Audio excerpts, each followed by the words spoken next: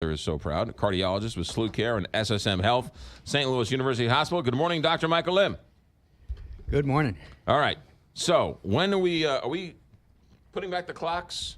Saturday night? It's coming up. I don't think it's this No, weekend. I think it's next weekend. Next weekend. It's coming up. Saturday into Sunday. The days are noticeably shorter, though, right? Oh, yeah. So the mornings, the sun comes up later, and seems like the sun goes down earlier. Yes, and then it's going to be the big shock here when they fall back an hour. What's the big health? What's the big health deal? Well, I mean, I think the time of year that this comes around, I get most annoyed because your body doesn't adjust to looking at a clock and saying, "Oh, it's 8 o'clock versus 7 o'clock or versus 9 o'clock," and so the body has a natural thing called a circadian rhythm. And so we all say we're creatures of habit, but in actuality we are, and we're sort of our own little clock or sundial, so to speak, because we react to when the sun comes up and when the sun comes down, and the body adjusts.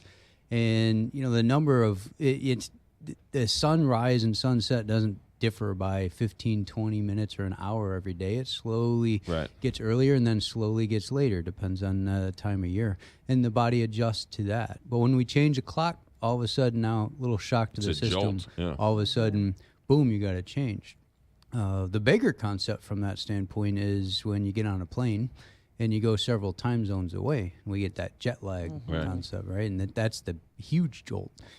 And so, there's new theories out there that two different things. Number one, that's only associated with modern times or fast travel. And so this thing of this fast loop train supposed to be going in between here and Kansas City, or you can get out all the way out west really quickly, faster than an airplane.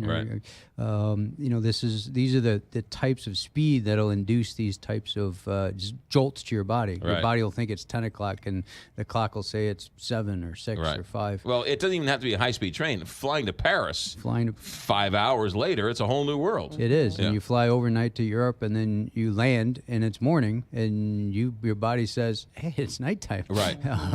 So it takes time to adjust to that, and they think that there might be actually a gene which regulates that, and the exciting or scary thing depends on how you want to look at it.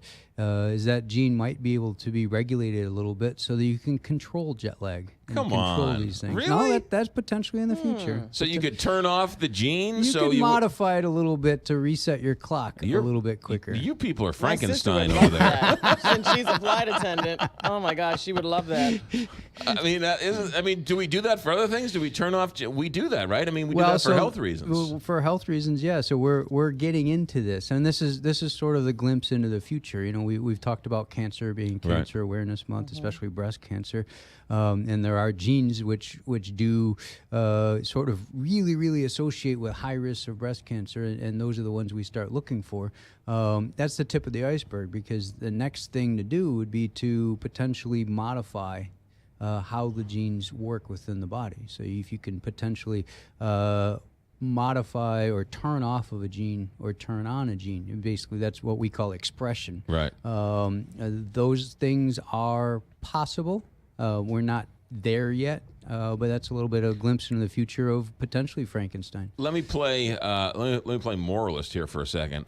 What are the moral implications or the ethical implications of turning off this gene? Now, it's simple. Hey, I want to fly to Europe. I don't want to be tired. But ethically, morally, is that one step? I joked about Frankenstein, but really, that's a legitimate question. I think as we modify genes, be able to turn them on or turn them off, there's certainly a lot of promise in terms of this overall concept that we all look forward to in terms of personalized medicine, because each one of us is completely different. And so if you figure out, well, what makes us tick, and why is that ticking not necessarily quite in tune, and how can that be tuned up quite right, that sounds great.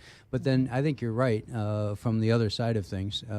Anything in medicine, whether it's gene modification or any other kinds of treatments, can be taken too far.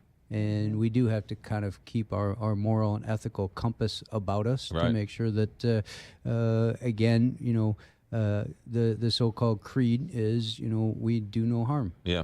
The other thing is, you just we're having these arguments today with the cochlear implant, right? Aren't there a lot of deaf people in the deaf community who are saying, hey, wait a minute, there's a big fight going on. Some want it, some don't want it, and saying, hey, this is the way you were born. There's nothing wrong with it. That's the way God wanted it. Yeah, and so there's a lot of individual choice, I think, that also needs to be considered. And I think that's the same thing in all of medicine from my standpoint.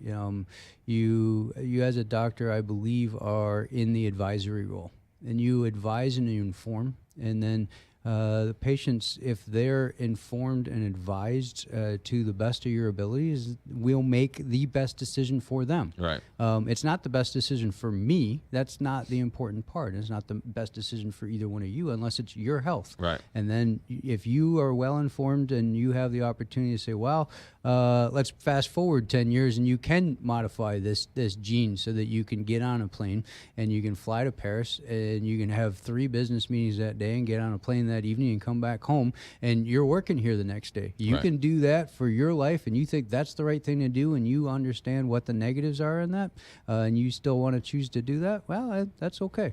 Really is science fiction out there. Dr. Michael Lim, cardiologist with SLU Care and SSM Health, St. Louis University Hospital, here with us every Wednesday. No bow tie today, but we still like you anyway. Doctor, have a good day. Good stuff. Thank you.